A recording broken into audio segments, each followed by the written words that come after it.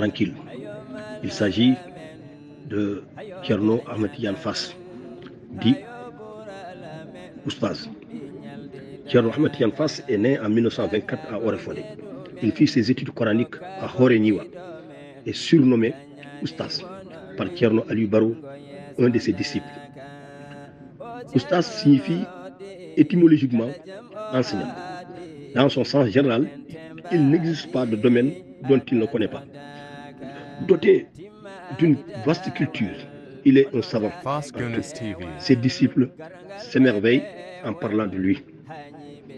Son guide spirituel, Thierno Mohamed Saïdou Ba, lui vaut un grand respect et dit de lui qu'il préfère un disciple de Thierno Ahmed Tidiane sans diplôme qu'un disciple sorti diplômé dans une autre école, tellement que sa méthode d'enseignement force le respect.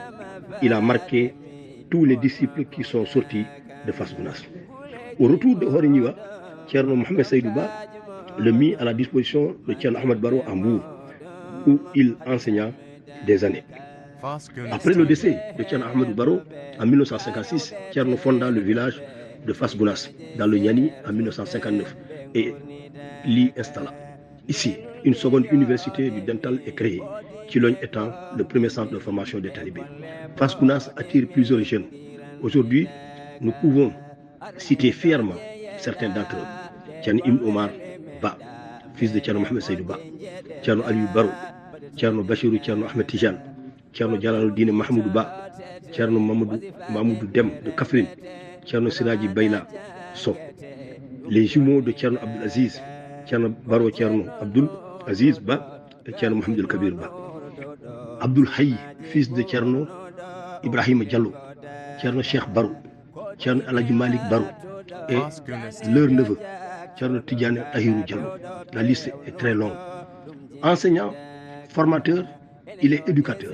C'est le secret que chacun garde de lui. Il disait qu'il préfère éduquer, former une personne que de cultiver un champ. Il est un grand pédagogue. Grand exégète du Coran, toutes les sciences sont enseignées à Fass Gounass, à tous les niveaux. Le Dara de Fass continue de rayonner même après son décès en 1991, le 5 juillet à Washington. La descendance perpétue avec un grand professionnalisme les enseignements dans la cité religieuse, sous la conduite de son khalife fils aîné, Thierno Habibou Ba. Ils sont tous des enseignants, garants de l'héritage paternel. Oustaz fut le gardien de l'orthodoxie religieuse et du respect de la foi soufie. Tijane, son maître spirituel, avait prédit qu'il décéderait hors du Sénégal, mais que sa dépouille serait rapatriée, même s'il meurt en Amérique. C'est ce qui s'est réalisé. Oustaz était la fierté du dental.